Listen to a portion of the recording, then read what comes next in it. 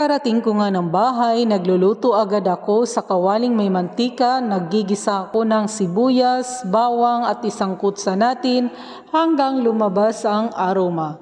Isunod naman natin paggisa ang talong mga marsi, igisa lang natin hanggang sumama ang aroma ng mga sibuyas, bawang sa talong natin. Ang request ni Mr. Sardinas with Pitsay ang lutuin ko daw. Pero ang niluto ko ay talong.